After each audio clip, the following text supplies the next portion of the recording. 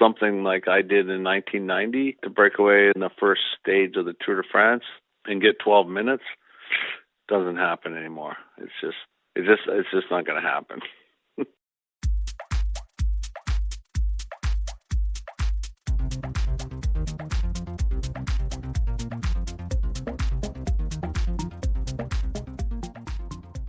Welcome to the Canadian Cycling Magazine podcast. I'm Matthew Piero, editor of the magazine and host of the podcast. If you've been listening and keeping track this season, you'll know I've featured Steve Bauer in 2 episodes already. I spoke with the former rider and current sport director at CCC Pro Team earlier in the year about his oh-so-close second-place finish in the 1990 Paris-Roubaix and about the 1980 Olympic boycott that affected him and other Canadian athletes. This year is the 30th anniversary of that notable monument race and the 40th anniversary of the Olympics that didn't happen for Bauer. For this episode, we're returning to 1990. That year, Bauer got into the leader's jersey at the Tour de France, just like he had in 1988. 30 years ago, a Canadian was in the maillot jaune at the Tour. It's a feat that we haven't seen since.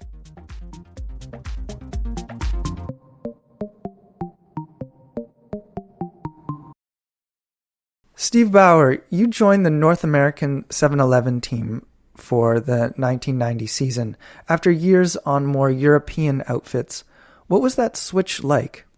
Well, it was quite comfortable. I mean, I was, knowledgeable of 7-Eleven guys, racing against them for years and years as an amateur and then as a pro. And, it became a mature team, a mature professional team, and with some great riders upon it. And so it wasn't a difficult switch at all. It was quite easy. The first true stage of that year's tour, it started first with a prologue, and then there was a split stage, 1A, 1B. And Canadians seem to have a lot of success with split stages. There's, of course, Alex Stida, who took yellow in 1986 on the first part of a split stage. In 88, you took a win and the yellow jersey on a stage 1 split stage in the first part. Shouldn't the others have been on to you in 1990 when you broke away with Franz Manson, Ronan Pensek, and Claudio Chiappucci? Yeah, it's interesting. I mean, that's as you mentioned, the magic of a split stage. Team time trial in the afternoon makes the morning stage sort of a tactical conundrum because no team really wants to put their men on the front to control the race because they'll burn all their energy for the afternoon team time trial, which is also important for GC, and if they have a leader in their team for overall, it's a problem. Nobody wants to chase, so that's the tactical advantage. The breakaway that day, we went immediately from the gun, but it wasn't easy. I think were held at about a minute and a half or so for a long time, and it was you start to get doubts in your mind whether or not the energy you're putting out front is going to pay off or not. And then finally, just snapped. The peloton just stopped chasing, and I think the maximum gap we went up to maybe 12 minutes or something like that over the stage, and then it probably came back to around 9 or 10 at the line. But once we got out there and we knew we had the established gap, my only goal was to get the jersey. And that was mainly through a couple time bonuses, making sure I got the time bonuses along the stage and assured me the yellow jersey at the finish. When you started that day, did you have a hunch that you'd be in yellow again? Well, that was the goal.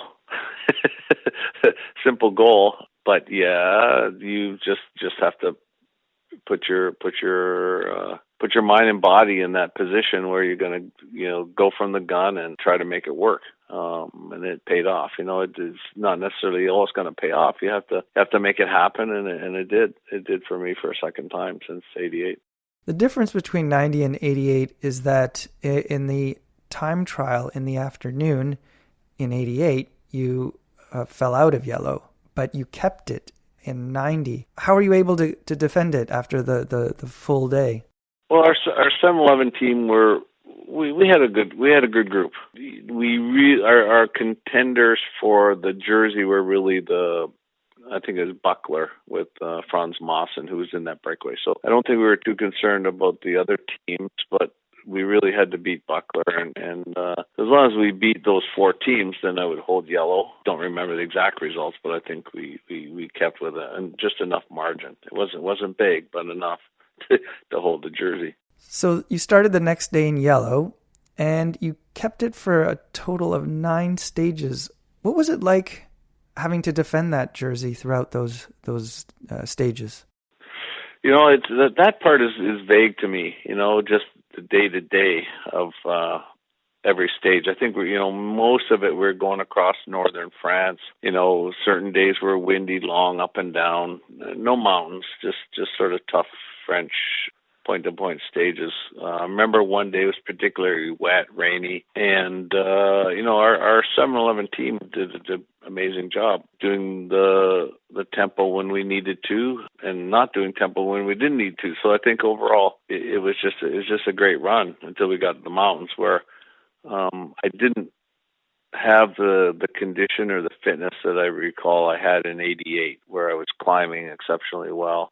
I just didn't have the same condition in '90 for whatever reason. So I lost the jersey in the mountains. Yeah, it was a great run to be able to hold the jersey for that long.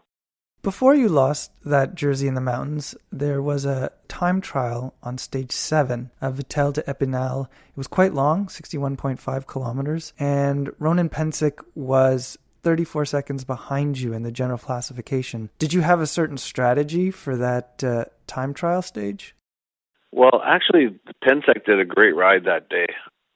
Maybe some of the fatigue of just defending the jersey for all those days leading up to the time trial. And it was raining, so I was also probably a little more conservative in the final of the race, not to crash, and just basically lose the race there. Whereas Pensick probably took some more risk, and I think he got quite close to me. So the thing was that, and I was fortunate to keep the jersey and go on for another day. But the key was, don't excuse my language, f it up, by going down in the wrong place at the wrong time. Yeah, if you look back at the footage, you can see the final corner you take before the line. It seems very gingerly turning and maintaining a upright position. Yeah, there you go.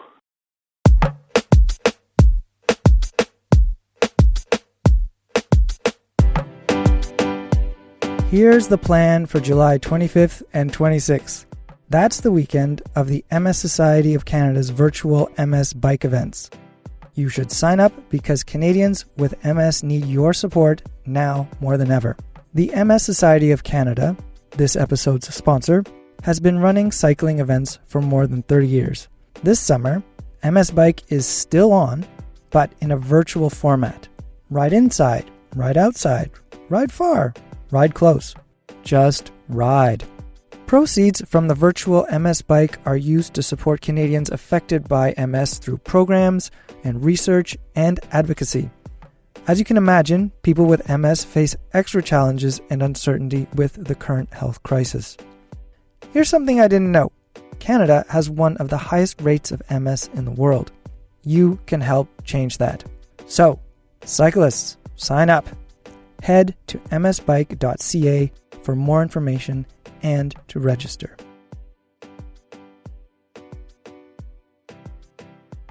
You're listening to the Canadian Cycling Magazine podcast. I'm Matthew Pioro. In this episode, I'm speaking with Steve Bauer about the 1990 Tour de France. That race, in which Bauer wore the yellow jersey for 9 days, is part of what makes him one of Canada's greatest cyclists. After stage 10 to Saint-Gervais, you lost the yellow jersey to Pensick, and you slipped to 3rd overall.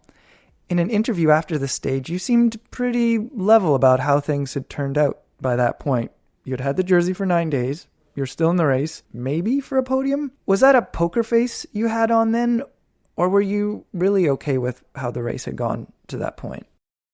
like I mentioned earlier, if I had the same condition, physical condition, form, as you call it, just going so well in the mountains, that I probably would have had a shot at the podium if I'd have been racing like I did in '88. But it just didn't seem to have that climbing ability. It wasn't going up the mountains that well. So a podium spot was kind of unrealistic. But you always sort of then refocus on stages and pick your races day to day and see if you can get a stage win. Was there any plan to help with Andy Hampston's chances? He was then 7th on the stage to Alpe d'Huez on stage 11.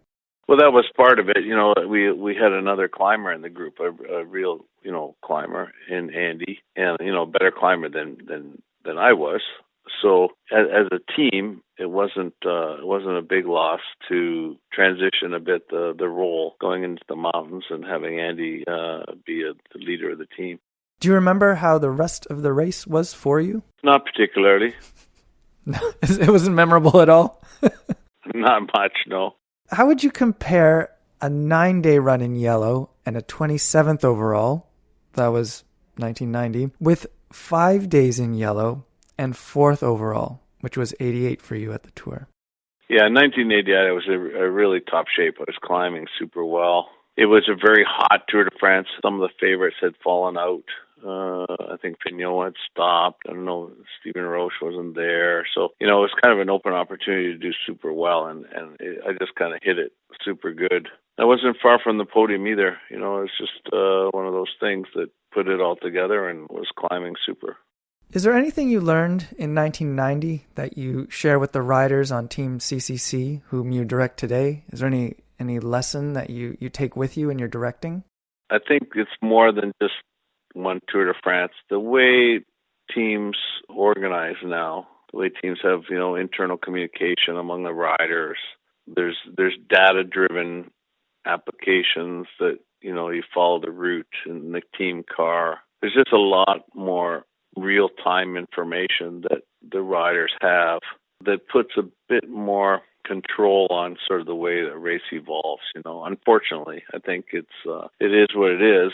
I think racing is come a little bit more predictable than it was back in my time, my era. So it's more difficult to be creative, right? To be creative, to do creative attacks, to kind of surprise teams.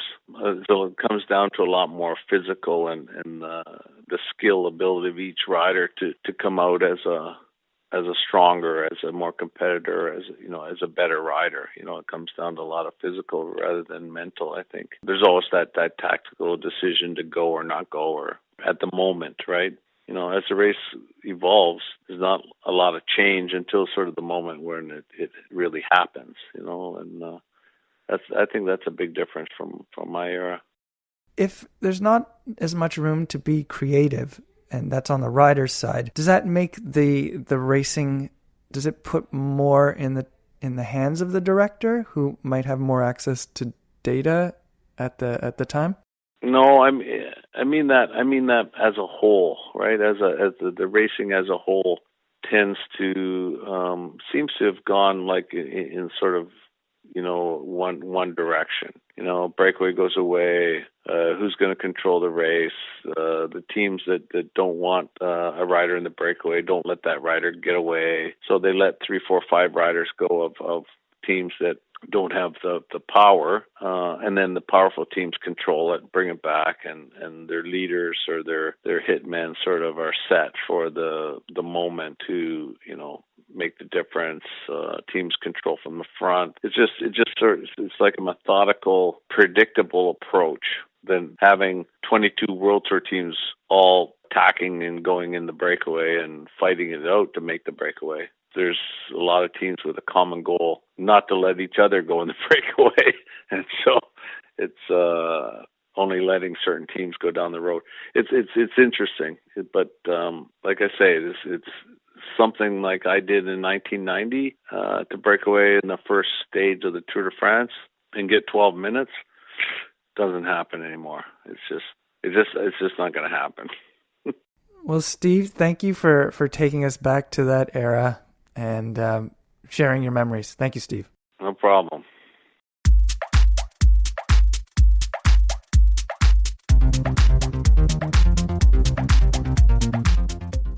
And that's the episode. It's put together by me, Matthew Piaro.